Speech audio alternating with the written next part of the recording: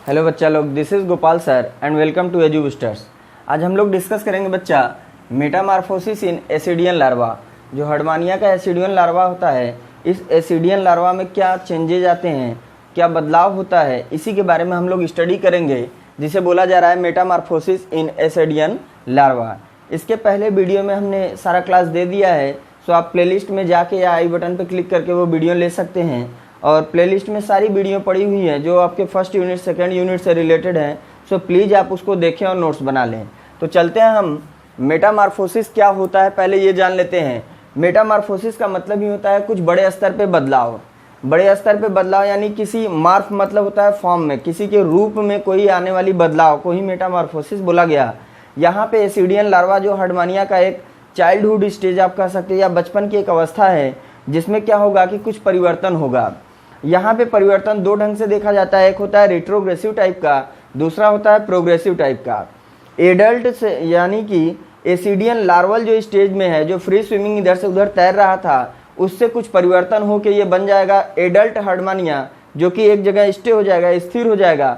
तो उसी के फॉर्म को हम जरा देखते हैं और प्लीज़ आप लोग नोट्स को जरूर बनाते रहें।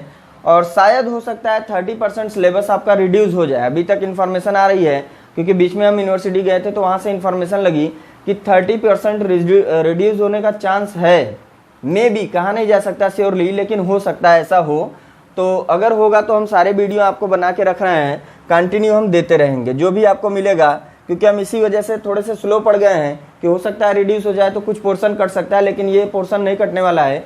जो हम सेलेक्टेड करके पढ़ा रहे हैं वो आपको जरूर मिलेगा। तो चलते हैं यहाँ पे, in ascidian larva the larval stage convert. यहाँ पे क्या होता है, जो एसिडियन लार्वा है किसका, हर्डमानिया का, ये लार्वल स्टेज क्या होता है, convert in form of adult. किस एडल्ट फॉर्म में, हर्डमानिया के रूप में कन्वर्ट हो जाएगा। और इसी को यहाँ एसिडियन जो लार्वा है, इसी को इसमें यहाँ जो चेंजेज हो रहे हैं एसिडियन लार्वा में, जो कुछ बदलाव हो रहा है, जो लार्वल स्टेज से एडल्ट में जा रहा है, इसी को क्या बोला गया बेटा, metamorphosis. In case of Herdmania, अगर हम बात करें in case of Herdmania, the ascidian larva represent two type of changes. ये दो प्रकार की चेंजेस दर्शाती है या फिर मेटामॉर्फोसिस को दर्शाती है। क्या होता है, विच आर एज फॉलोज, जो नीचे दिया गया है। पहले आता है बेटा प्रोग्रेसिव और दूसरे पे आता है पहले पे आता है रिट्रोग्रेसिव और दूसरे पे है प्रोग्रेसिव। बच्चा आप लोगों को एकदम क्लियर हो जाएगा अगर आप लोग नोट्स बना के एक बार रिवाइज करते रहें। बाकी तो हम समझाने की पूरी कोशिश कर रहे हैं। फर्स्ट पॉइंट पे आता है रिट्रोग्रेसिव चेंजेस, यानी कि ऐसा चेंज जिसमें कुछ चीज़ों का लॉस हो जाए। लॉस होने का मतलब nerve cord, notochord, tail fin जो पाया जा रहा था, इसका कोई यूज आगे रहेगा नहीं, क्योंकि हर्डमानिया जब एडल्ट हम पढ़ेंगे तो वहाँ पे ऐसी कोई फॉर्म देखी नहीं गई, इस वजह से ये सारी चीज़ें लॉस हो जाती हैं।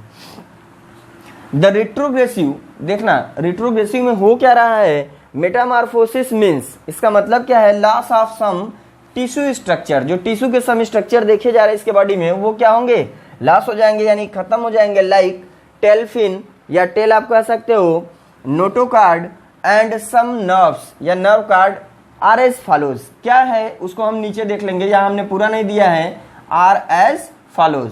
यहाँ पे क्या था जो आपने देखा था, ये कुछ इस ढंग से बेटा आप लोगों को दिखा होगा कि हर्डमानिया का ये डायग्राम कुछ इस ढंग से था। तो यहाँ पे जो ऐसे ऐसे बने हुए थे इसके टेल फिन और नर्व कार्ड, नोटोकार्ड यहीं पे था, ये सारी चीजें लॉस हो जाएंगी। उधर की जितनी भी चीजें हैं ये समाप्त हो जाएंगी या डिसअपीयर हो जाएंगी। तो होगा क्या, फर्स्ट पॉइंट पे है बेटा, the long tail of larva become disappear. जो लॉन्ग टेल, बड़ी सी पूंछ इसमें देखी जा रही थी इस लार्वल स्टेज में, हर्डमानिया का जो एसिडियन लार्वा था उसमें एक टेल था जिसकी सहायता से ये फ्री स्विम करता था इधर से उधर, वो क्या होगा, कंप्लीटली डिसअपीयर हो जाएगा, खत्म हो जाएगा। देन आता है कॉर्डल मसल्स, यानी कि यहाँ पे जो पूंछ वाले मसल्स होंगे वो नर्व कार्ड, नोटोकार्ड, ये सब क्या होंगे, डिसअपीयर हो जाएंगे, ये सब भी डिसअपीयर हो जाएंगे या रिड्यूस हो जाएंगे। देन एडहेसिव पैपिली, जो यहाँ पे 3 ठो पैपिली चिपकने के लिए इसको था कि यहाँ से वहाँ चिपक रहा था, ये भी क्या होंगे, कंप्लीटली डिसअपीयर हो जाएंगे। देन आता है larval sense organ disappear. Larval sense organ में क्या था, जो ओटोसिस्ट, ओटोलिथ, ये सब चीजें थी जो सेंस के लिए इसको काम कर रही थी, क्योंकि ये लाइट के अकॉर्डिंग इधर से उधर मूव कर रहा था, लेकिन अब इसमें कोई ऐसी जरूरत नहीं है, ये क्योंकि चिपक के रहेगा, इसलिए वो भी क्या हो जाएगी, डिसअपीयर या रिड्यूस हो जाएगी। नोट आउट कर लो बच्चा।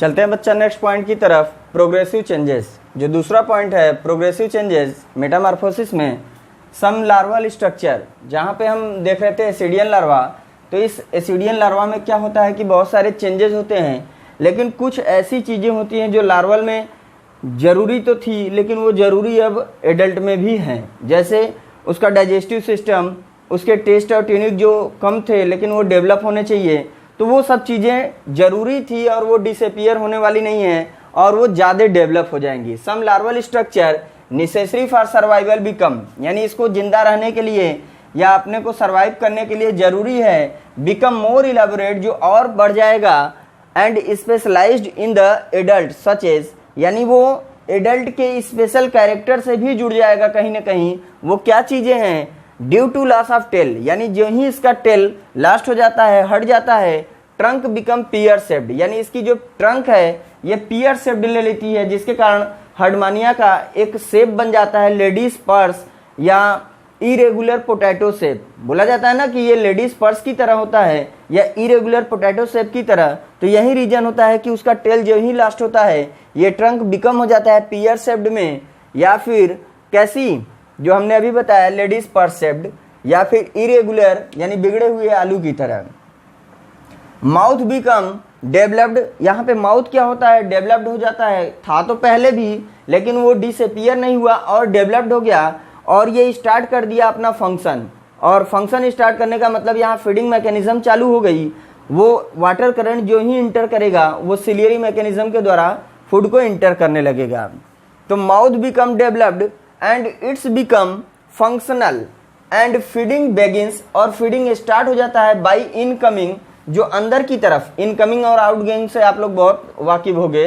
तो इनकमिंग सिलियरी वाटर करंट, जो वाटर करंट आ रहा है, वाटर ऐसे आ रहा है इसके बॉडी में, तो यहाँ पे इसका ब्रांचियल कैविटी था और इधर की तरफ एट्रियल कैविटी, तो यहाँ से वाटर करंट जो आ रहा है, तो यहाँ सिलिया ऑलरेडी मौजूद है, ये जितना काट छाट के अंदर करेगा इसी को बोलते हैं सिलियरी वाटर करंट। देन आता है alimentary canal become well developed. भाई एलिमेंट्री कैनाल वहां पे थोड़ा घटा हुआ फॉर्म में था लेकिन अब यहाँ पे क्या होगा? फैल जाएगा और वेल डेवलप्ड हो जाएगा। नेक्स्ट पॉइंट पे आती है टेस्ट और tunic spreads to cover entire body. जो टेस्ट और ट्यूनिक है ये फैल जाएगा, पूरे बॉडी को कवर कर लेगा और बाद में यहाँ पे क्या होगा? फूड का डेवलपमेंट देखा जाएगा। जो फूड क्या करेगा? कहीं पे एडेशन का काम करेगा, चिपकने का काम करेगा बॉटम से या सबस्ट्रेटम से। The adult Herdmania start producing gametes. जो मेन कैरेक्टर होता है कि अब ये एडल्ट हो चुका है या नहीं, तो यहीं से पता लग जाता है क्योंकि ये स्टार्ट कर देता है गैमेट का प्रोडक्शन। और फर्स्ट यहाँ पे प्रोड्यूस क्या होता है? फर्स्टली यहाँ पे प्रोड्यूस जो होता है बेटा वो होता है ओवा। ओवा को प्रोड्यूस करने का मतलब क्या है?